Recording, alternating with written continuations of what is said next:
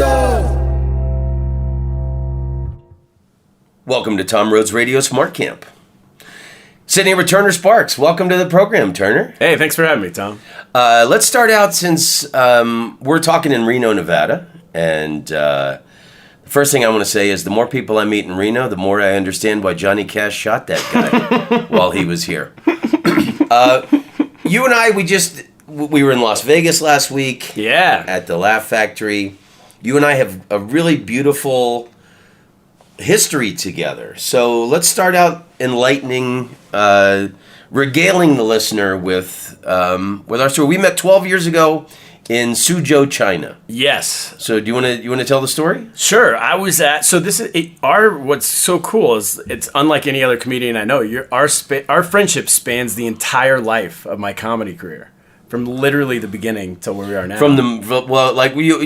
Had you done one or two open mic nights? I think I'd done a couple open mic nights. Okay. Yeah. I was living in Suzhou, China, which is, it's an hour from Shanghai. It is, it's the bottom of the furthest you can get from show business on planet Earth, I think, right? I started an open mic in this town of Suzhou where I was living as an expat. I did an English language open mic.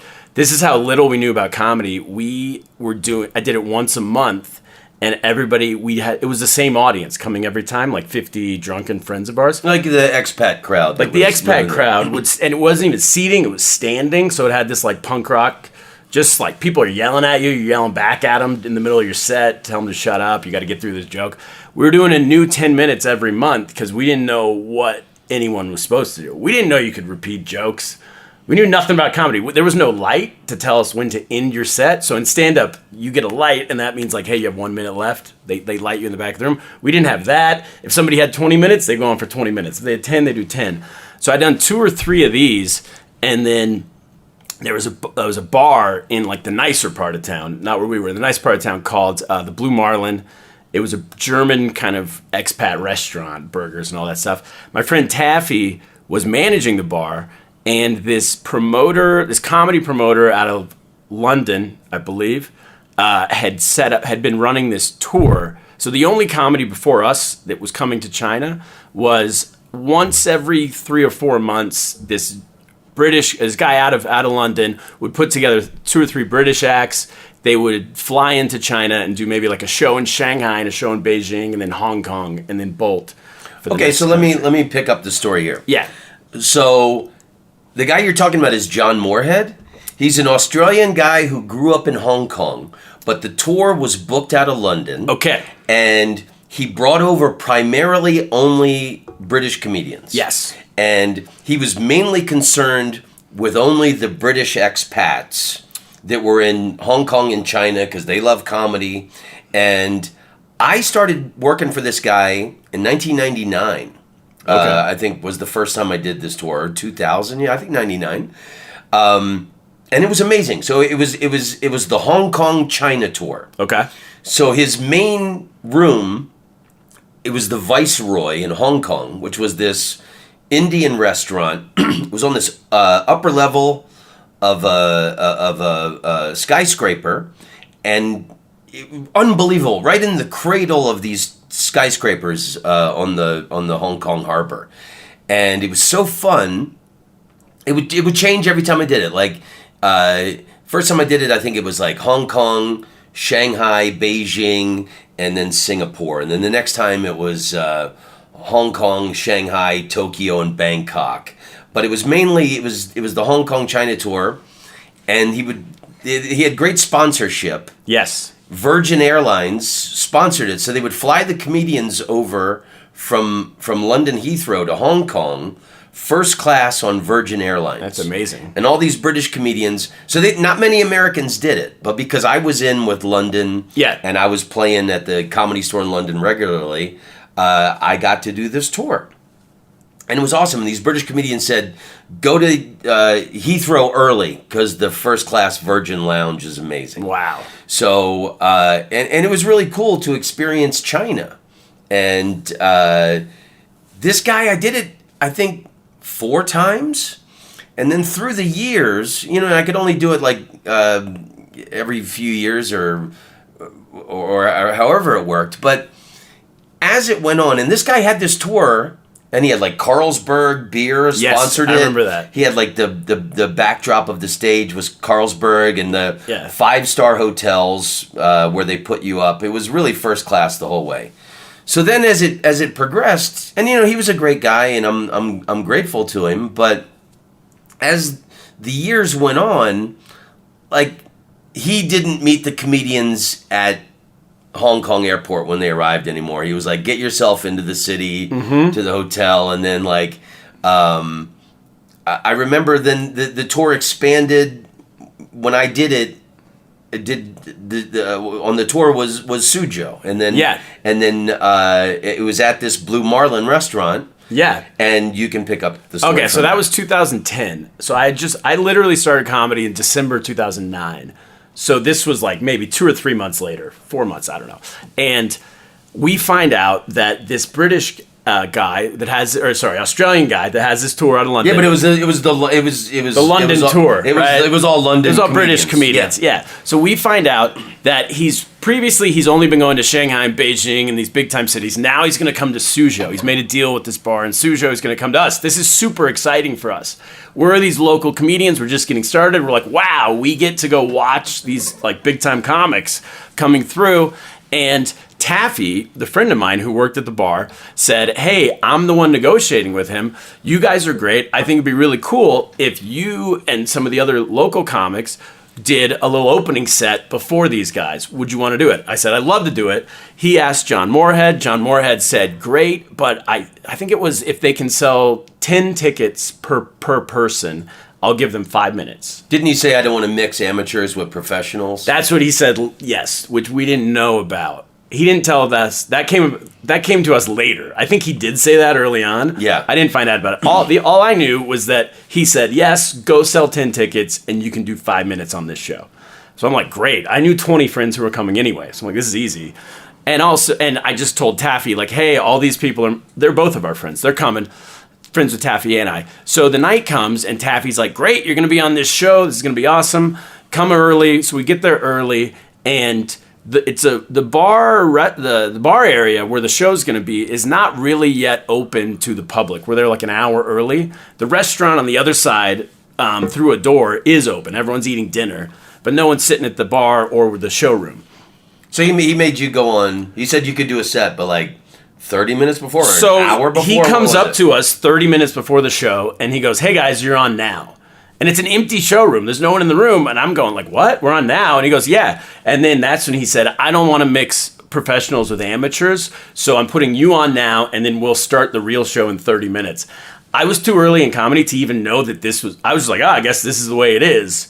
I didn't realize how screwed I was getting. I was observing this moment, and I thought, this is kind of a dick move. Yeah. And there was no audience there, so it was just you. So you go on. Yeah, so I went and sat in the audience. So by yourself. I was the only one sitting.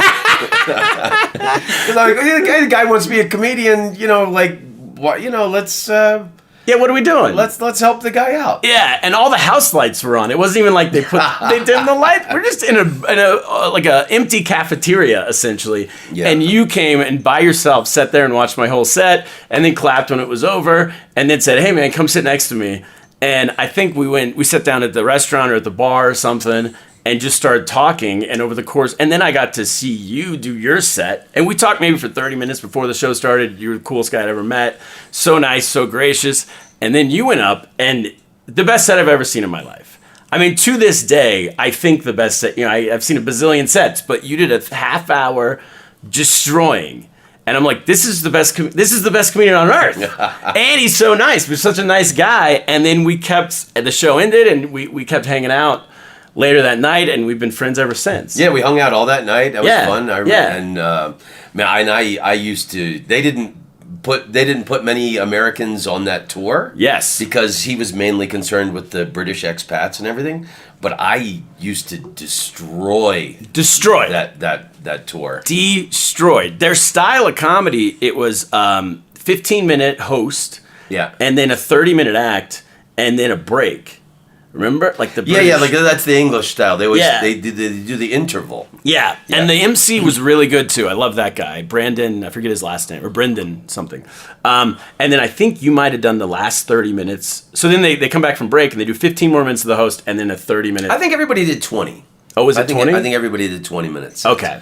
Yeah, It was unbelievable, man. I think there was 3 acts doing 20, if I'm not mistaken. Or no, maybe it was 2 guys doing 30 and then the MC. Maybe I think it was just a 3-man. It was 3. tour. Yeah, it was 3. And so the first guy does, I think 15. 15, or 10, and then yeah. 15 after the intermission. Yeah, and it was also the first time I'd seen that level of stand-up. I mean, it was just like, crazy. And like just a half hour of solid jokes. Blew my mind. Also that it was, I mean, I'm really kissing your ass here, but it was also, that you were talking about everything. We've talked about this the last 2 weeks, that it was you were talking about different countries in the world. It was a style of comedy I hadn't seen yet. It wasn't about like, hey, like, Republicans are like this and Democrats are like this. It wasn't like black people are like this. It wasn't reinforcing stereotypes.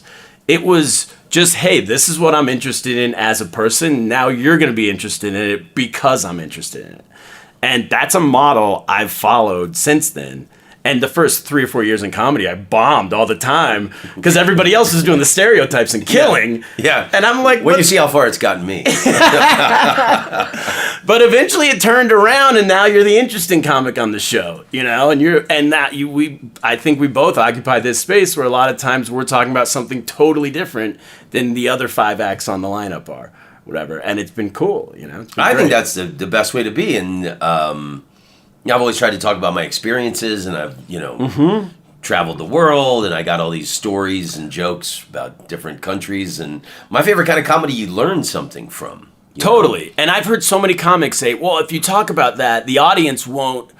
You got to say something they relate to. They've never been to Paris. Why you sound like you're better? Well, I told you that that doesn't. like we were at the Laugh Factory last week in Las Yeah. Vegas, and I told you I don't want to be on the road anymore. Yeah. And I never wanted to be a Vegas comedian, but I'm finding I'm doing a lot of Vegas weeks.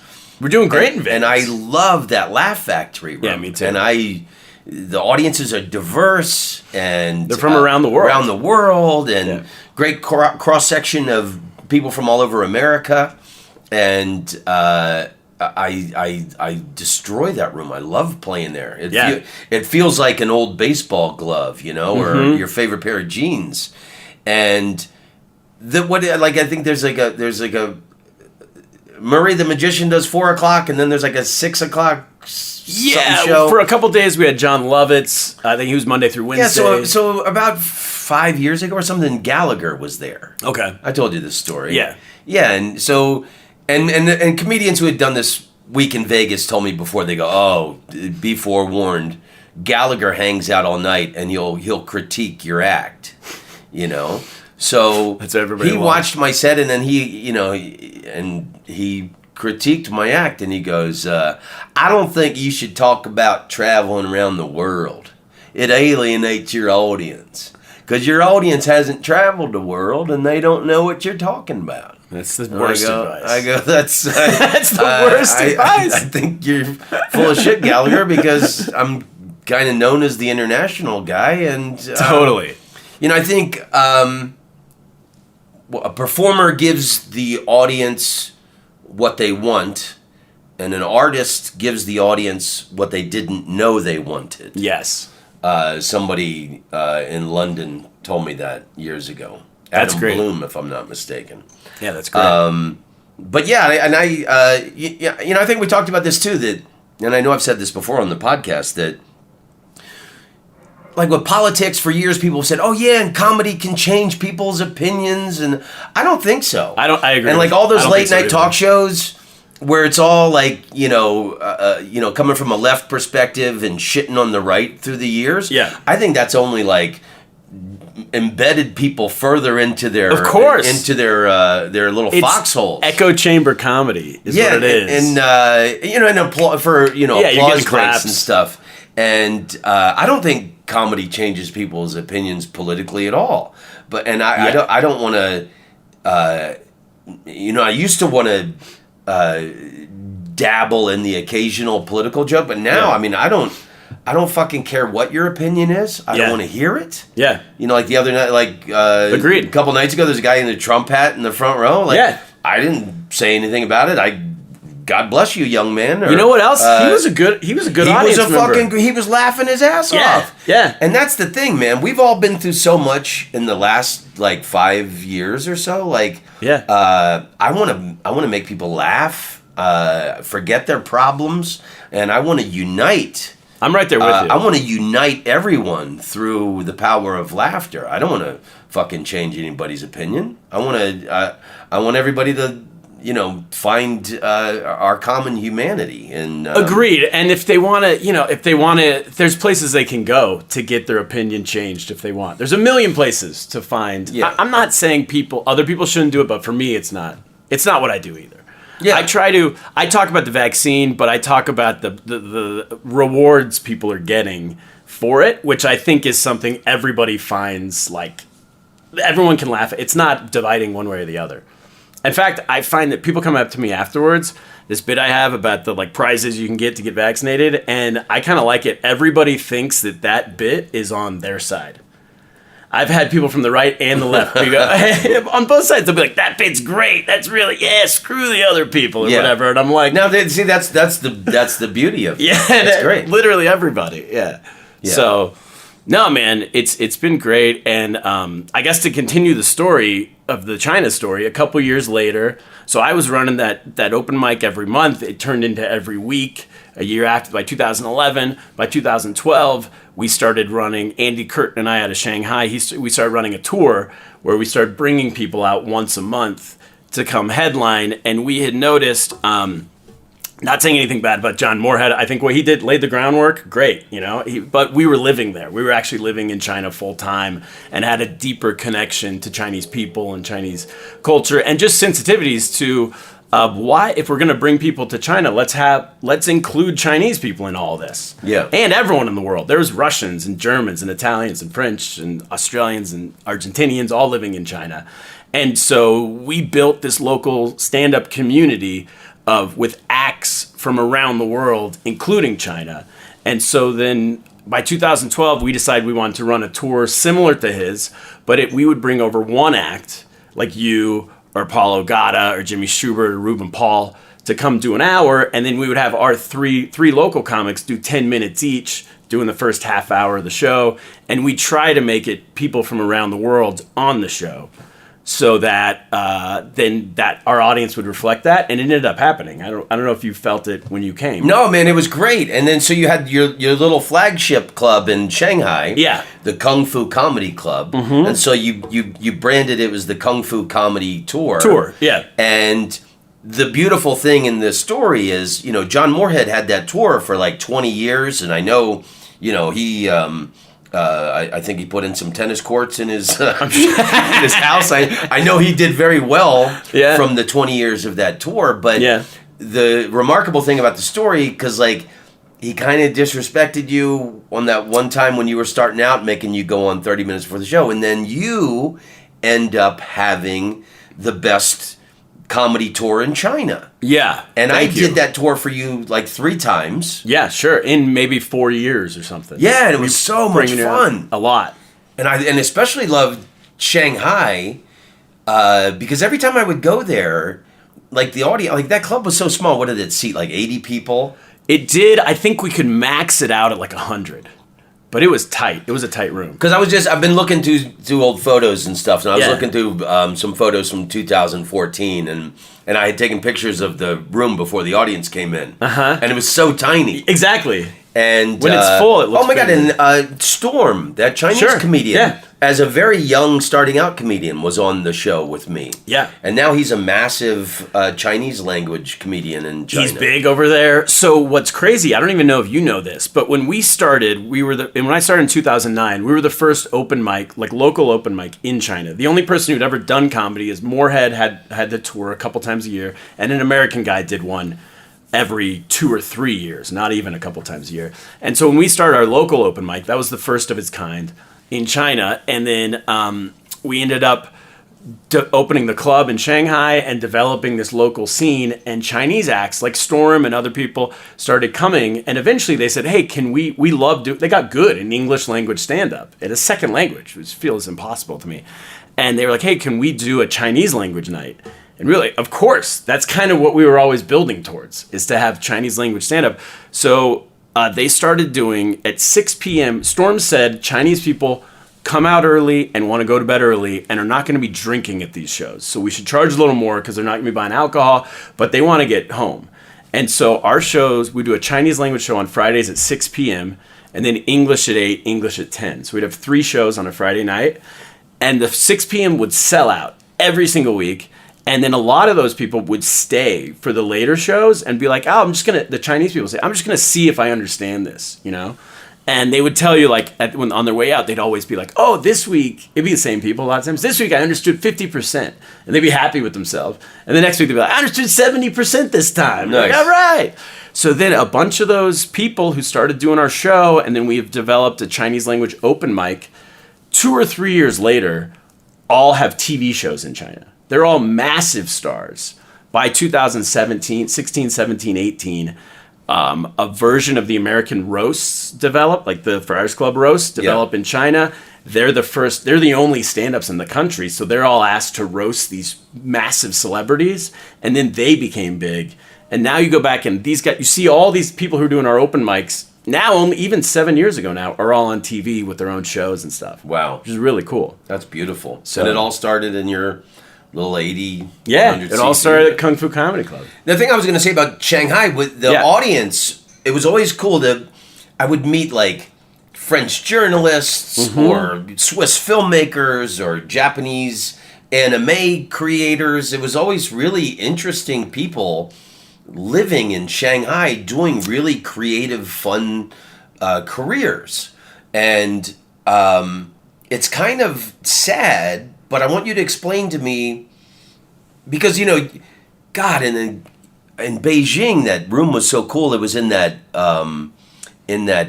Bookworm bookstore, it was a bookstore with a bar in the middle, and I loved how they promoted it. It was Tom Rhodes in the humor section. They called it the humor section. And then, you're doing I would do stand-up in front of the wall of books. Yeah. Where they did it in the room, and that was always fun. But you told me, and this was way before the pandemic, maybe like 5 years ago, how the Chinese government shut down all the English language comedy there. Yeah, so it was probably right before that. It was 2018, maybe early 19, late 18. So we're the only stand-up community, and I'm talking about the English language comedy in China, that has, I think the only community in the world that has a start date and an end date. It's over. Like it's not legal there anymore. You're not allowed to do it. And so we come from this weird community that doesn't exist. There's no home club to go back to. What happened was we started the English language scene, I said 2009. At that time, the Chinese government was very pro-business. They wanted foreign businesses to come in. And this is like big, like IBM, Apple, Google, all these huge corporations, with the idea being that they're going to come open a plant that needs 5,000 employees. Boom, we got 5,000 people a job, and good jobs at these tech companies who are going to be flying them around the world. And these aren't like super low paying jobs. These are good engineers jobs and stuff. And so they promoted that throughout the country. The Chinese government did. Then when we started for comedy, especially because it was in English, they saw us as almost necessary, in the sense that we were entertaining these Americans, Europeans, these people who were over there doing hard work to employ Chinese people. So they said, well, we want these foreigners to stay, to employ our people, and a good way to help them stay is to give them something to do at night, which ended up being us. So when we started, it was kind of a comforting thing from home too. Exactly. So we were never 100% legal. It was always a gray area. Yeah. But they never enforced anything because they just said, "Oh, those guys are entertaining the foreign executives who we want to be happy that they're living here." And so that's kind of what it was. And then in 2013, the government changed, And I can't get into too much detail on my opinion because I have to go back there at some point. So I'll just lay down the facts. The government changed, and the government's new policy was, okay, we now want the executives of all these companies were foreign and the employees were all Chinese. And it changed to say, well, now we want the executives to be Chinese. We want the foreigners. Thank you for your service. Time to go. Finish building the factories and all the infrastructure. Now you're out. Yeah. And and also Chinese versions of all these companies had been built by this time. There's a Chinese version of Apple, meaning a competitor, not a copycat. Yeah. Competitor to Google, competitor to all these. So they said, well, we want these companies to succeed, not necessarily the foreign competitors, So it was time for the foreigners to go. An extension of that was that we were not needed anymore by them. They didn't need to entertain these foreigners because they didn't want the foreigners there in the first place. So comedy was out.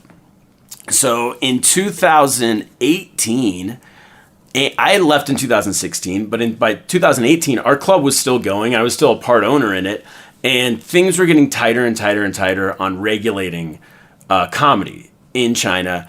And an example would be, I was on stage one time in Suzhou in 2016, and the government, the police came in and raided the show and asked everybody to stop and get out their passports. And they wanted to see what passport, not only the performers, but also the audience, to make sure everybody had a valid passport. Who brings their passport when they go out for a night? Nobody. And so what I did was I just went out the back. I walked off stage, went out the back door, walked all the way around the building, and then went back into the bar and back into the main room and sat at the bar, which was in a different room than the showroom. And the police didn't recognize me, that I was the same person who was on stage 10 minutes earlier. So they never asked me for anything. But everybody else just said, oh, I don't have my passport. I don't have it on me. It was fine. But anyway, this was the kind of like clamping down that was going on. So in 2018, our club did get... we sold it in like March of 2018. We sold our club to Live Nation. And in October of 2018, 9 months later or so, the Chinese government eventually shut down the club in Shanghai. And a week later, it reopened as a Chinese comedy club under a different name, run by Chinese people. The exact space, we built the stage, put in the seating, put in the lighting, everything stayed. It was just handed over to someone else. And that's kind of what they did with like golf club manufacturers and everything. Every kind my Mr. Soft, my other business. We're going to get to Mr. Softee in a minute. Yeah. But before we get off that topic of the club, I remember there was kind of like this awareness that at any show there could be an observer from the government watching the show. Yeah, and I think it was you that told me that there's the rule of the 3 T's. Probably. That you can never say on stage in China. Yeah. Taiwan, Tibet, and Tiananmen Square. You can never mention the 3 T's. And I think it was you that told me like Bjork had been on stage in Shanghai and did a rant about Tibet, and they took her to the airport. Bjork screwed all of us. Up until Bjork, they'd been very lax, and even on big stadium shows of 10,000 people, the government just kind of like you're entertaining foreigners, do what you want to do. Bjork went on stage in Shanghai. I want to say around 2012, maybe. I might be a little off. And she went on this rant about free Tibet. And like it was a Tibetan freedom concert, and she got a Tibetan flag and waved it all around. And the next day, they canceled any foreign stadium shows for the next 6 months. They made it so you had to pre-approve. They had to pre-approve your set list. If the Rolling Stones wanted to come perform, they had to first send in their set list.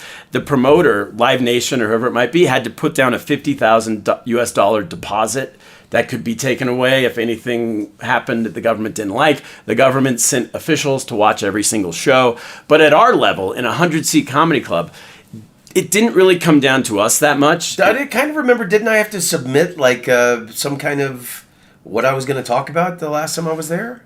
Maybe at the end. I don't know. I don't remember ever having to do that, but maybe. But with stand-up, it's like a lot of it's extemporaneous. It's off the top of your head.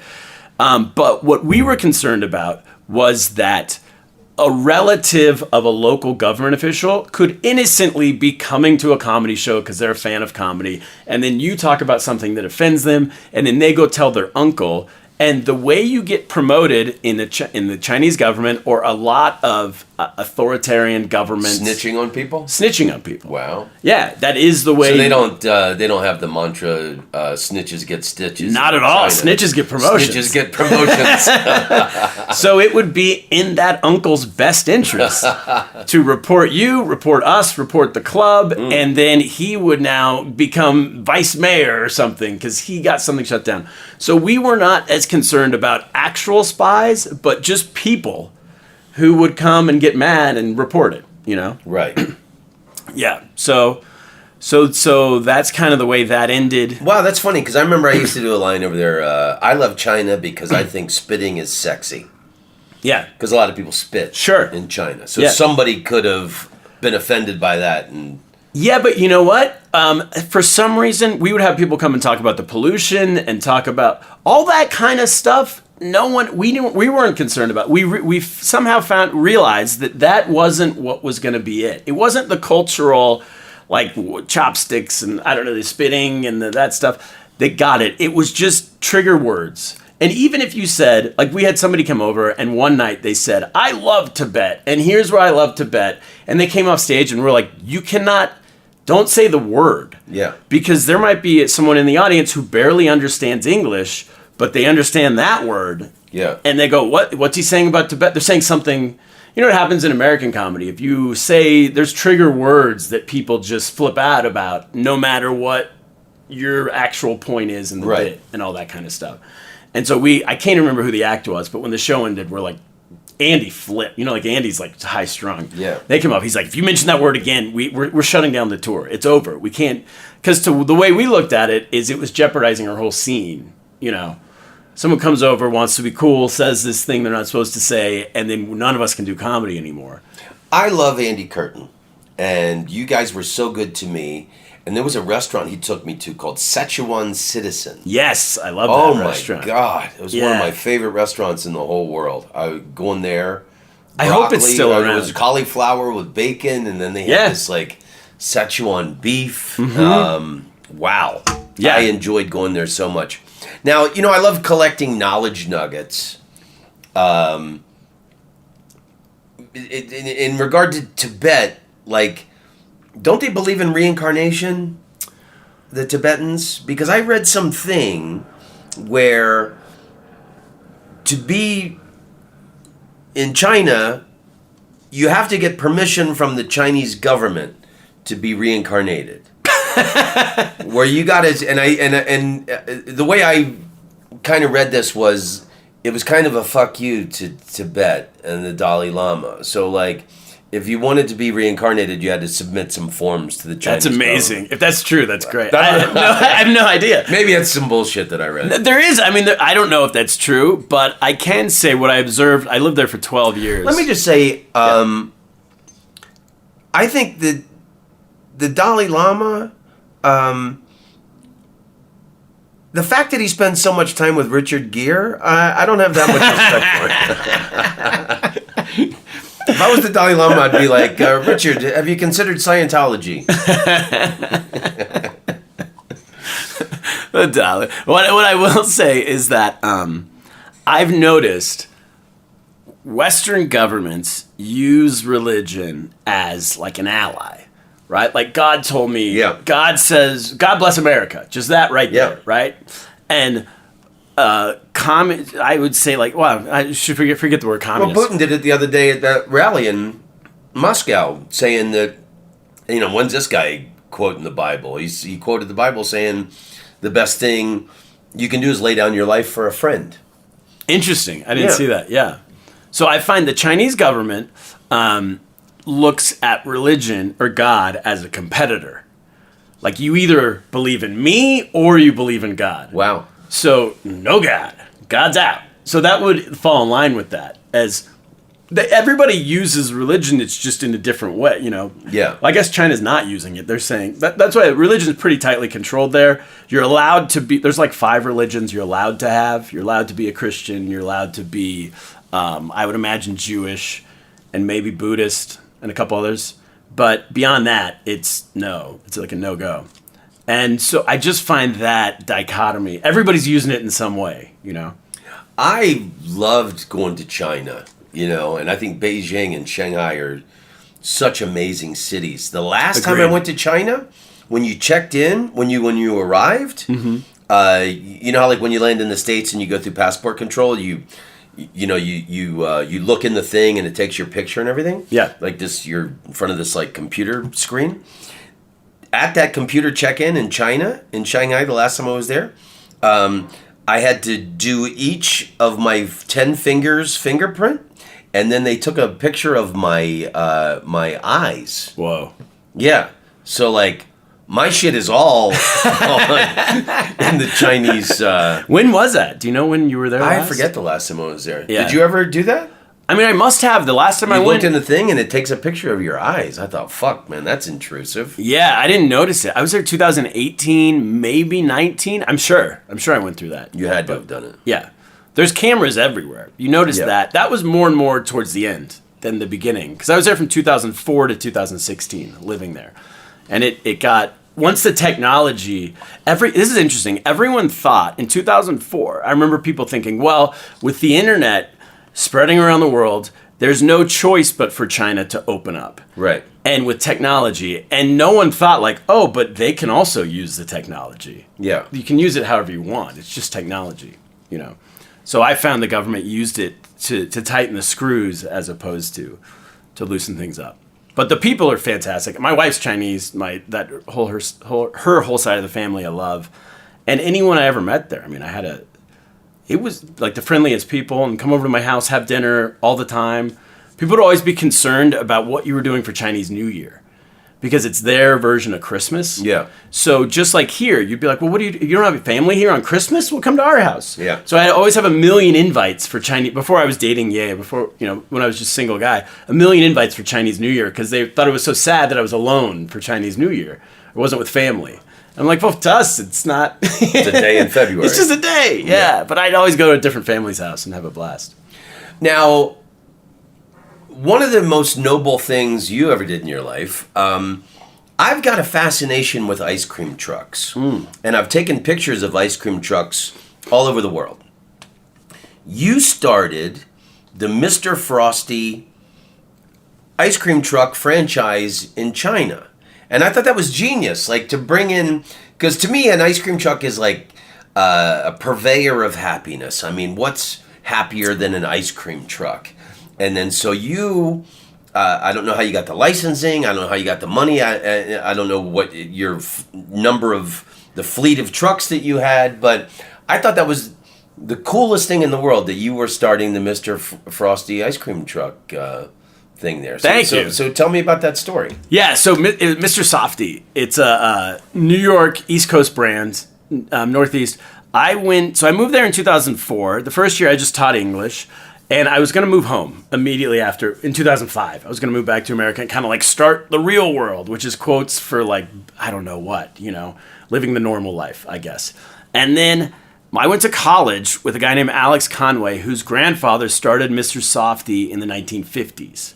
And 2 brothers started out of Philadelphia. They built it up to 700 trucks is what His it is last now. name isn't Frosty? No. Softee, Mr. Softee. Softee. Yeah. Mr. Softee. And so it's still a family-run business. Now his uncle runs it, or cousins actually at this point. But so in 2005, I was about to move home. And Alex and I had decided, well, before I leave, is there any business we can do? Some kind of something, fake handbags, whatever it is. I noticed in the downtown of every city, well, KFC and McDonald's were starting to get really popular around China, and they all served soft serve ice cream, and the soft serve was so popular compared to the rest of the menu that all of the KFCs and McDonald's had a separate window, almost like a drive-through window, but these are in walking downtown city areas. So it's not drive-through. It's like a walk-up window where they only served soft serve ice cream. And that's because so many people were coming for soft serve, they didn't want them clogging the inside of the restaurant just to get ice cream. So they all had these windows. And the windows, at all times, 12 months a year, had 20 people lined up every time I saw them to get soft ice cream. And the menus were just vanilla, maybe chocolate, and maybe a sundae, like a real basic sundae, and nothing else. And I knew Mr. Softee from the Conway family, from going to college with him, and I'd had it in the Northeast. And Mr. Softee, it's like Dairy Queen on a truck. It's soft serve on a truck, so it's banana splits, dipped cones, blizzards, sundaes, anything you can imagine. You have these blasts that are like the blizzards, yeah, and the cones and the twists and all that stuff. So I thought, like, well, if the basic menu at McDonald's is popular, how cool would a truck driving around the city, playing the music, having this way expanded menu, how good would that be? And so in 2005, I'm 23, we fly to Philadelphia to meet with the headquarters of Mr. Softee, to Alex's dad, and he says, I'm not interested in doing this, but if you guys want to develop it, I'll sell you the franchise rights and you can develop the brand as much as you want, as long as you're paying me this percentage every year of what you make, or if we negotiate to a flat fee. So we did that. We put 3 partners. One of them's Chinese, who was a business guy in China who I knew. He was 30 at the time. We're 23. What was the percentage he wanted? We ended up working it out just to $5,000 flat fee. Flat fee every year? Yeah, per truck. Great. Yeah, and we realized that, well, he's like, well, how do I know what you're selling way over there? Right. And he said, the more money you make, let's just make that more money for you. So let's make it a flat fee and keep it easy. Beautiful. Yeah. So it sounds like this is a slam dunk business idea. Slam dunk business China, idea. what, 3 billion people? Oh yeah. my God. Yeah. That's a lot of ice cream. And the middle class at that time, which had a defined number, but middle class was 300 million people. That means, and that was our target market. Like super poverty. That's what I witnessed in the 20 years that I was going to China, starting in 1999, was like, especially you get it really very visible in Beijing, where there was just like so many bicycles. Yes. And then through the years, a lot of the bicycles disappeared, and then it was like clogged with traffic, and you could visibly see this middle class be created in China. And it was brilliant. And it's funny, so many people will go to China. Yeah, my wife talks about this a lot. Americans or foreigners will go over there and they go, oh, I was here in the 90s, and it doesn't have the culture it used to. And Ye always says that's code for there's not as many poor people as there used to be. She's like, yeah, sorry we all drive cars and live in apartments and not huts anymore. But we have a better life, but it makes your 2-week visit to China less of an experience. Apologies, but we all work now at real companies and stuff. So with the 300 million, the size of America was an untapped market in China for us. 300 million people target market. And we had in the area we toured in for comedy, we would hit Shanghai, Suzhou, Nanjing, Hangzhou, Wuxi, basically, and sometimes the city Ningbo. If you drew a circle around it, it was the size of the state of New York, was all we pretty much toured in. 100 million people lived in that. So that was the market without having to drive more than a few hours. So how many trucks did you start out with the initial investment? We started with 1 truck. Okay. And 1 store. Where did you get the truck? We took the floor plans, the truck plans from America, and we found this company in Nanjing, 2 hours away, that could renovate anything. And you gave them the shell. It was a shell of this big old Italian truck called a Vecco that they make over there. And they renovated the inside and could turn it into anything. We went to their factory, and they showed us everything. It was crazy. On the factory tour, they were in the middle of like renovating tanks for the army. Wow. And just showed us. I'm like, I don't even know if I'm allowed to see this. I'm sure I'm breaking some Chinese security code. Any paddy wagons for the police, any security trucks. And we signed a contract with them, and they renovated the inside to put an ice cream truck on there and a generator and all that stuff. And they made it a Mr. Softee truck. And our headquarters, the heads of the company, those guys came over when we opened, and they're standing inside, and they're like, this is unbelievable. I feel like I'm on our truck in Philadelphia, but I'm in the middle of China, like a city I've never heard of in China. And so we put the money, the three of us put money together to build that truck. And then we had one truck and one store. The government made us build a store because they didn't have a license for a truck. So they said, well, you have to build a store, and then we'll just call this truck a delivery truck for that store, even though in practice it's not. Right. They were like, to make the laws all work. And the first day we opened, man, we opened that truck, and we went out on the street, and I had no idea if anyone would even know what this was or not know what it was or be confused. We set up on the street, and we had a line out to both windows, 20 people each. Wow. For 3 hours straight. We sold, I think, 3,000 cones in the first 3 hours, which is like $1,000 an hour, which is almost... And how much were you selling each cone for? About $1 each. Nice. That was like the price. $1 to $2, somewhere in there. The high-end stuff would be like $4, but the average sale was about $1.50, something like that.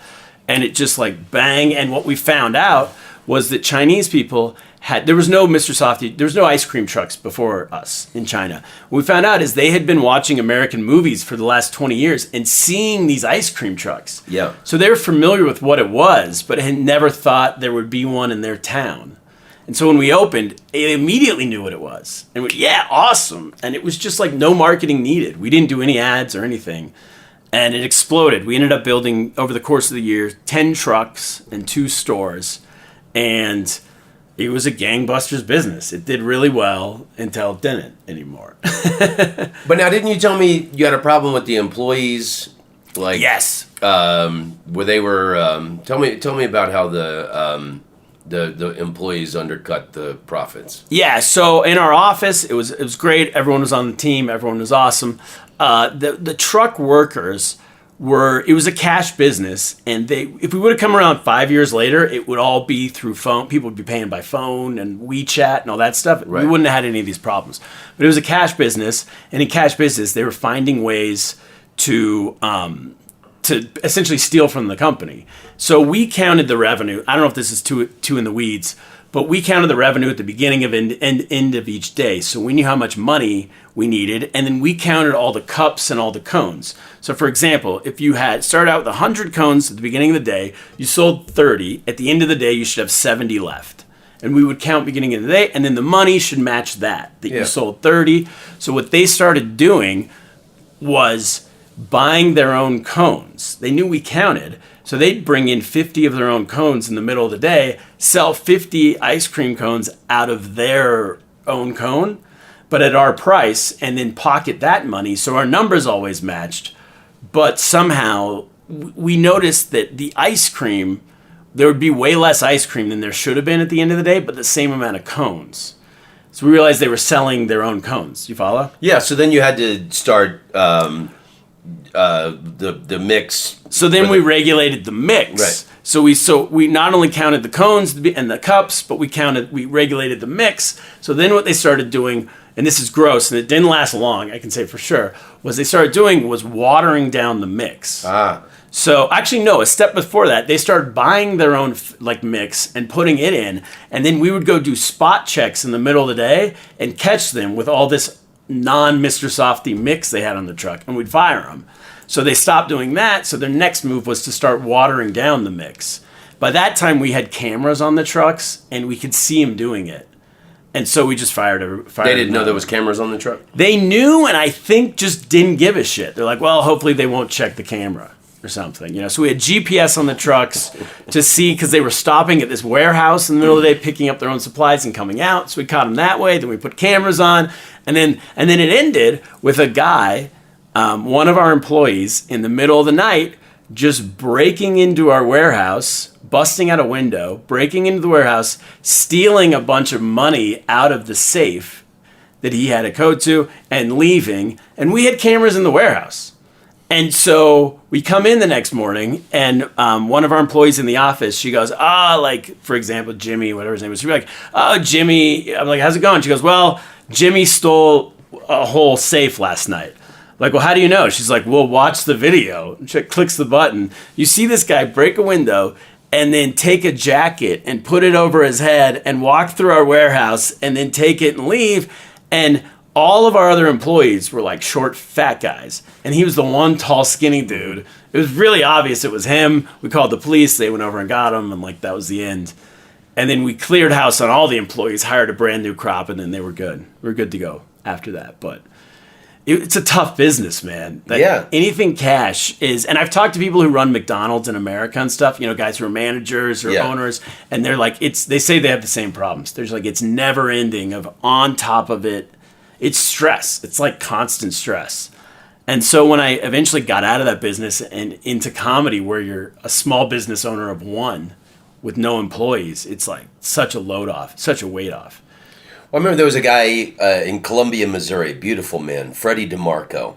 I think he's ill now, but he was from Brooklyn, and he had this great comedy club in Columbia, Missouri that I used to do. Mm-hmm. There was a famous story about him where he had these cameras behind the bar. Yeah. And so this bartender of his, he's taking cash, and he'd put one drink's money in the register, and then the next drink's money in his pocket. Yep. So every other drink that he would sell, he'd pocket it. And then the guy starts, and Freddie's watching him on the closed circuit video cameras. And then the guy starts doing the second and third drinks in his pocket, and then the fourth one in the register. And then Freddie went out to confront the guy, and he said, "What, aren't we partners anymore? You're not stealing 50-50 anymore?" Well, that's what, so anyone I've told that to, a lot of people, I guess in business, a lot of people told me the same thing. They're like, in business, we call those people silent partners. Oh, that's funny. Well, and then the other thing, I remember you telling me that then you had competitor trucks pop up. Yes. And then they would park right next to your truck, and that you thought that was irritating. Well, like, why don't you go find your own street corner to... So it's an extension of that same story, actually. So when we would finally fire these guys for stealing, they started popping up a week, 2 weeks later on their own trucks. And I knew to build a truck like this, it took 2 to 3 months. You couldn't build a truck in a week and get it on the street. So this was already, the wheels were in motion, that they were just going to be stealing until we fired them, and then cool, they'll start their own truck and park next to it, like bumper to bumper with ours. And one time I had Jimmy Schubert was visiting, doing stand-up with us, and I showed him one of their trucks, and he went up and started screaming at him. I gotta get out of here, man. What are you doing? This is Mr. Softee territory. So anyway, they start bumper to bumper with us, and we had all these permits that took us years to get, and we had to, grease not grease the wheels with money, but just make sure the government knew what we were doing. And they didn't have any permits, these guys. So I reported them to the government. I said, hey, it's really difficult to get these permits. These guys don't have permits. Why don't you I'm not asking you to do anything illegal, just regulate the territory like you would with us. Just make them get a permit. And we didn't really get much of a response from the government. They go, yeah, we'll do that. And then they just wouldn't. And we'd remind them 2 months later, and yeah, we'll do it. No, and yeah, no. And we come to find out that these people were all relatives of these local government employees. This is 8-10 years into this business. So everybody's in on the... Everybody's in on it. What happened was the government guys who initially gave us the permit retired eventually. And they thought, this is a great idea. The new guys came in and went, how does the American guy get how's he able to do this? And they were like, well, we give him the permits. And they're like, oh, well, okay. So I'm just going to do this. This is a great business. I'll get my cousin to run a truck and he can do it. But first I'm going to send him to work for Mr. Softee so he can learn how to do it. And then once they fire him for stealing, then we'll run our own truck. So all of a sudden we had all these other trucks that were all in our territory and we were the only ones who needed to play by the rules. No one else did. And eventually we were hounding the government so often, every few weeks, that, hey, regulate these people, regulate these people, regulate these people, that the government decided, well, we're just going to take your permits away, the Mr. Softee permits away, and now you're as illegal as everyone else, so that'll shut you up. So once that happened, it was kind of game over. We didn't have permits. We could go out and sell ice cream, but once every 3 or 4 days, we'd get a ticket for it parking illegally, and we'd have to pay that. And then we had investors who were looking to expand our business throughout the region. They all pulled out because the big worry that any investor has, including Chinese people, excuse me, in doing business in China is the Chinese government. That's the one wild card that we can, no matter how good of a business you have, it can always be taken away by the government. And so we had investors looking into us from Hong Kong, from Shanghai, and internationally, who were all about to invest millions of dollars. The second our permits got pulled, they all pulled out. And that was kind of the end of it. And that's when we decided to move to New York. And it seemed like it was right around that time that the Chinese government kind of were pulling permits for everybody, all foreign businesses. This is a story. There was some concerted effort to drive out the foreign businesses. Yeah, we were not unique. This is something that I was going through, but hundreds, or not, if not more, of other foreign small business owners around China, thousands. We were all going through the same thing. And so many people I knew who had businesses there are now gone and had exact story that I It seemed like in that 10-year period, that I was going there doing your tour, and so many people I met, that there was this great excitement of people going into China, and this it was a gold rush untapped era. That's the perfect description. It was like a gold rush of businesses going there thinking any idea you had, you could go over there and get it started for not too much money, and usually if you had if you were competent at all, you could make it a success on whatever level, from one single restaurant to like some big franchise or brand. And foreign money was coming in because everybody thought it was easy to raise money. We have this idea, but it's in China. Just say that idea, but in China. Yeah. People, you want $1 million? Cool, let's do it. Because everybody was trying to do it. And I felt the shows that you and I went around and did with Andy and everybody, we were almost playing the Gold Rush audiences. We would go out to Wuxi where there was no entertainment except for us coming in once a month and doing these shows. And everybody's hammered, and it's a swashbuckling wild crowd. Just like they'd come down from the mountains in the 1850s to Sacramento, and be like, let's go entertainment time. Let's great, and now they're like miners. Yeah, coming to see the piano, the dueling pianos, or whatever it might be. And Andy and I used to talk about that all the time. We're right in the middle of it. We felt like, and everyone in China felt like we were in the center of the world at that time. That everybody was trying to get into what we were doing.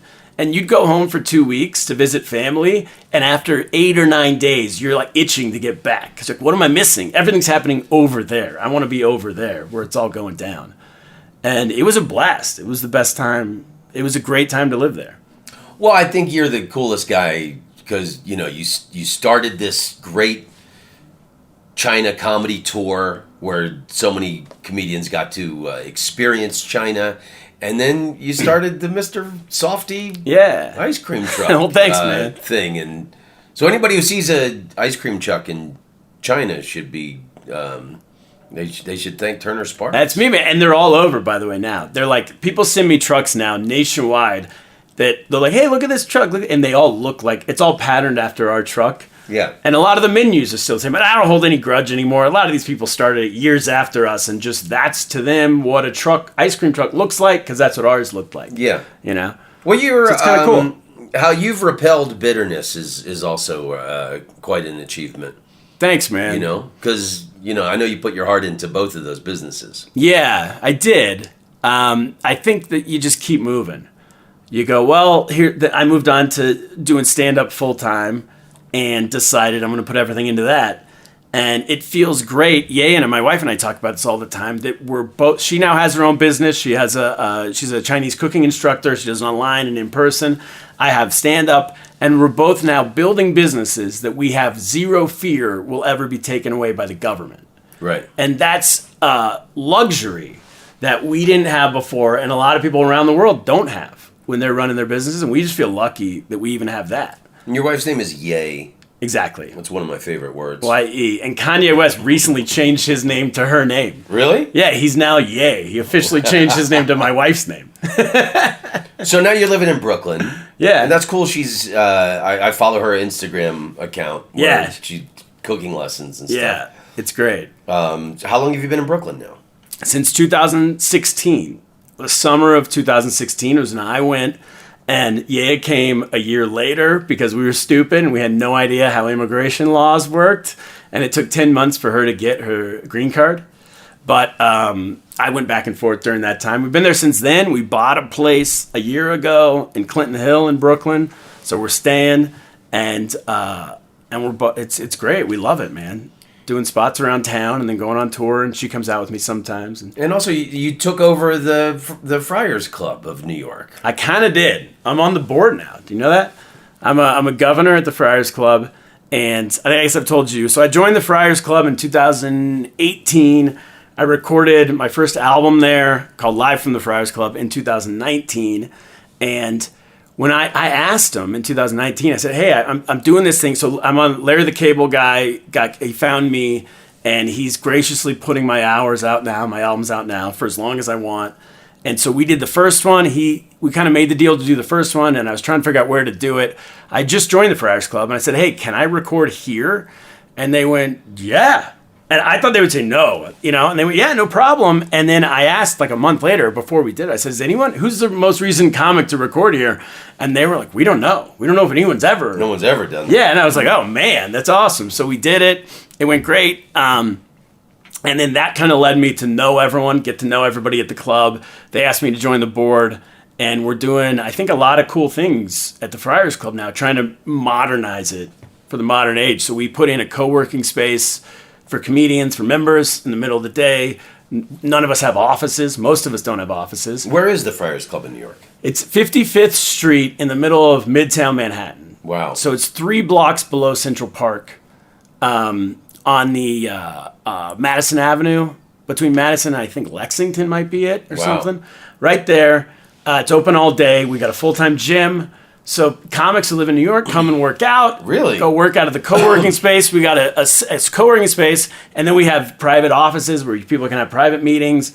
We're putting in a full video audio podcast studio on the 6th floor, and a million other things that you and I have talked about that I don't think I can talk about publicly yet, but are coming.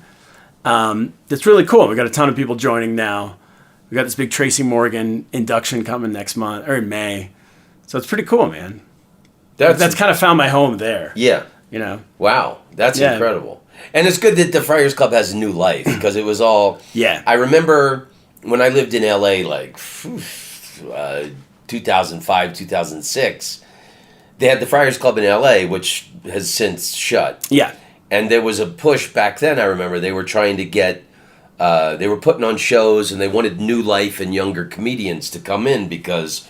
all these older comedians, they never even came around there anymore. Yeah, it was kind of the same in New York when I joined. They want the younger people, but they always say they wanted the younger people to join, but they weren't doing anything about it.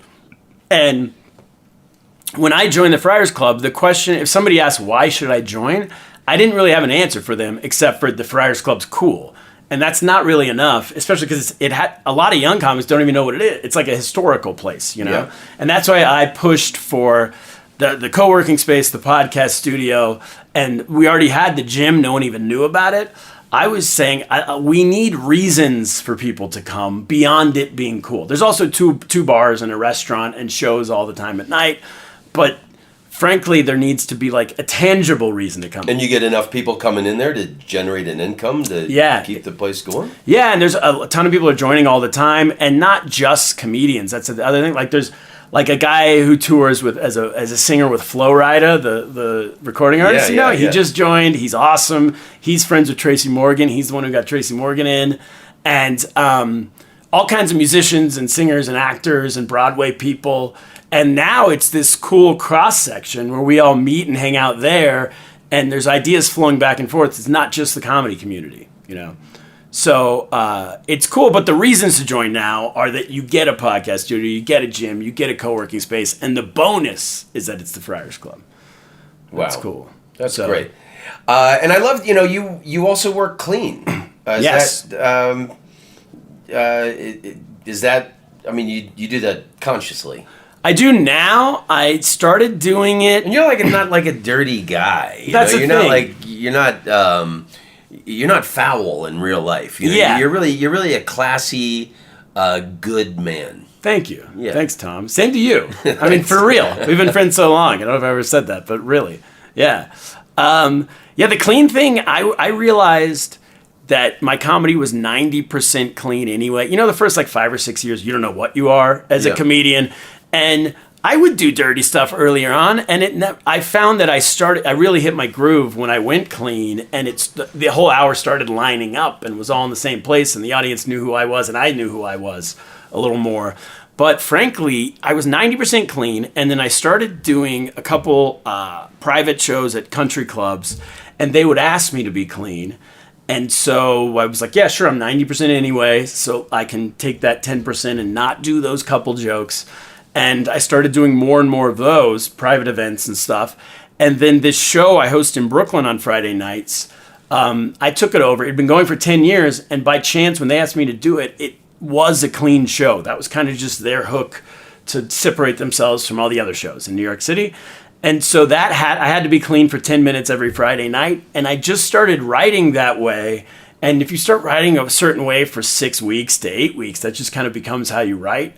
And I found it fit my personality better anyway. And the jokes weren't coming from dirty places no matter what.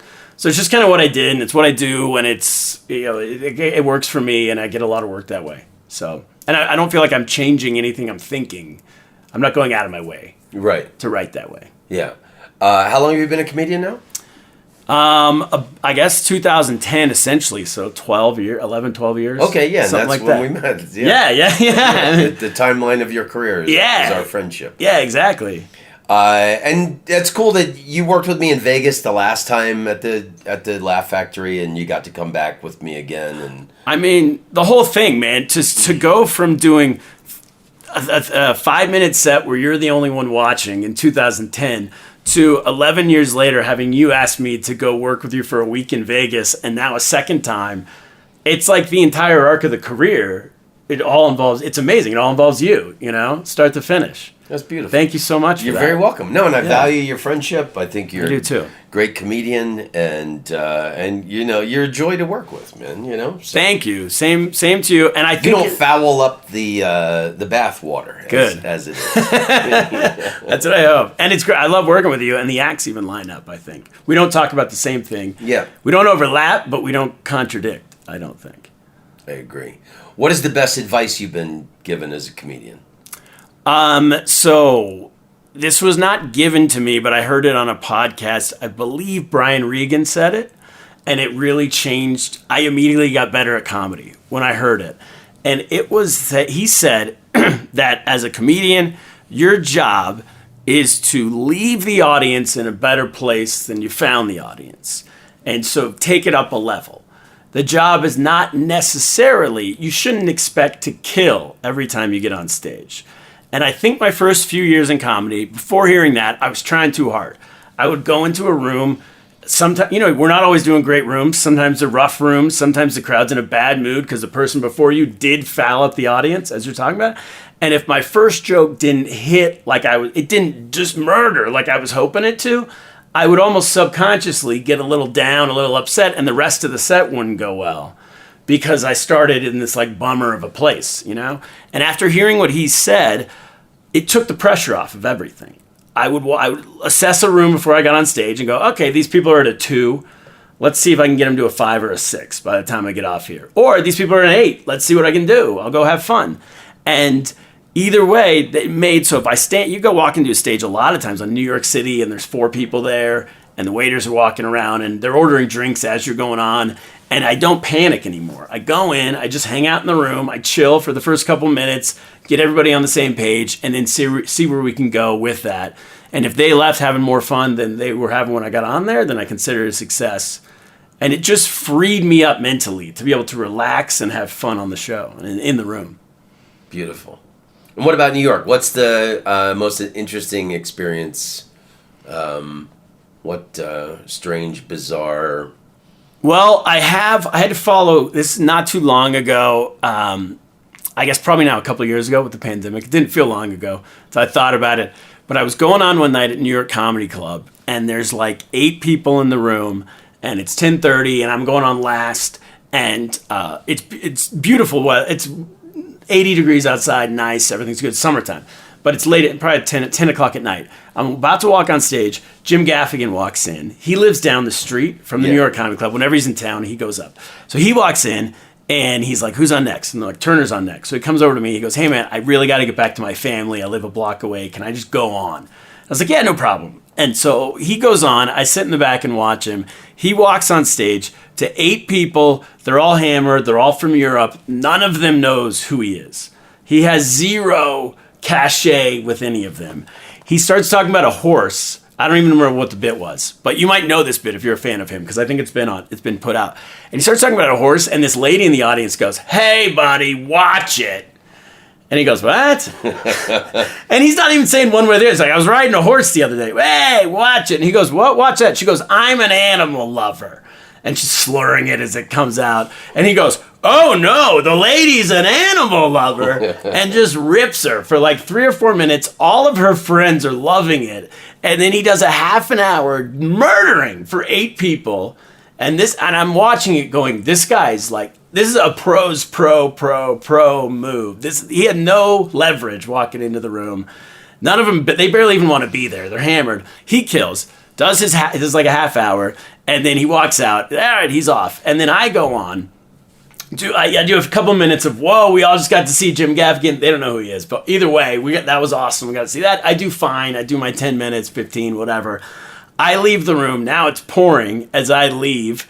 Pouring rain outside. I had my computer in my backpack. The water, you can't get a taxi. The water soaks through my whole backpack, ruins my computer, destroys the computer. And I got to see one of the best shows I've ever seen. But also, if I ever see Gaffigan again, he owes me a computer. Because if I would have gone on 30 minutes earlier, I would have got home. Oh, that's beautiful. Gaffigan opened up for the Pope. So the other time I've seen him, he was a week before doing that. He came into this bar show I was on, and he did 10 minutes of that whole Catholic material for 12 jaded Lower East Side New Yorkers who loved it. Clean material about being a Catholic. It didn't matter. He killed. I'm like, he's amazing. But it was a week before that. I remember when he opened for the Pope, a bunch of people got offended, like whatever, and like He's a Catholic. I know, and then he had worked really clean, but they found something to be upset about. I mean, come on. Yeah. What's he supposed to do? Yeah, exactly. All right, buddy. Well, we got a show in an hour and a half. Is it that close? And, we've been going a while. Is there any words of wisdom or advice you have for the people of the earth? Other than don't start a ice cream truck business in China? I wouldn't, at this point, I wouldn't start any business in China unless you're a Chinese person. Then go for it. Words of wisdom, advice. I would say we all need to just chill out a little bit. Yeah. Get off. I think that stay off your phones. I think the phone. I mean, I've been addicted to my phone, and I'm trying to like not look at it in the morning, and I'm trying to like not look at it so much. It's like visual cocaine. Agreed. And it doesn't make me happier. You know, there was the study that came out recently or whatever about the Facebook and Instagram. It was a few months ago that it's not good for the mental health of young women.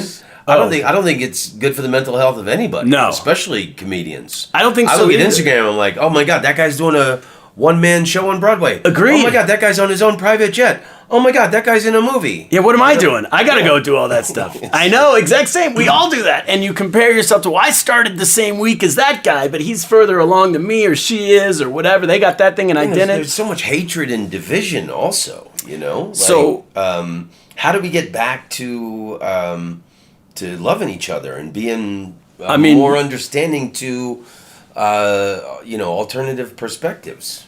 I don't know. I mean, I saw someone tweet today, or I don't know, it was on Twitter, but wherever they put it, they said Elon Musk needs to buy Twitter and then delete it as a brand. And I'd never go on there. I call Twitter the hate faucet. It's a disaster. I'm a big basketball fan. I only follow basketball stuff. So my Twitter is just 100% like talking about college basketball games. So it's not the hate that I think a lot of people see. But I wouldn't do it like politics or anything like that. So I have this podcast. The only reason why I say that, I have this podcast, Lost in America, and we talk to different comedians around the world every week about whatever the news events that are global, that are happening in their country. And the common thread, we've probably talked to people from like 50 different countries at this point. The common thread is division right now in every country. they say, oh, like you're in Poland. We have people, everybody's way on this side or way on that side, or Argentina, or literally anywhere. And the only common thread we can find is social media. Didn't you say like Facebook primarily? We all have Facebook, yeah. And it's no secret that we're all being divided at the exact same time in history. It's not just happening here. It's happening in Belarus and obviously like Ukraine and literally everywhere. And all we can find is Australia. There's the anti-vax people are out there marching and the non and all that stuff. And it's social media. So I would say chill out and get off your phones. Stay off the phone. Yeah. Limit that shit. Well, Turner, you are a bright ball of sunshine on this planet Earth, man. And Thank you. I'm proud to know you. And long may you run, brother. Proud to know you too, Tom. Right, Thanks, man. Hooray for humanity. I love you, buddy. Love you too. Tom Rhodes, you're a funny man. Tom Rhodes, you're an international comedian. Tom Rhodes, karate kick, baby, oh yeah. Tom Rhodes, you're a groovy dude. You go all around the world, telling jokes to all of the people. You are an international comedian. You're funny to everybody in every single country in the world. Tom Rhodes, I like you very much. I think you're talented and very wonderful. Tom Rhodes, you're the best guy in the world. I wanna be your friend, you should call me sometime. Here is my phone number, 603-644-0048. Yeah. Tom Rhodes, you're an international comedic sensation. Tom Rhodes, I like to listen to your podcast. Tom Rhodes, you're the best man to ever walk on the earth.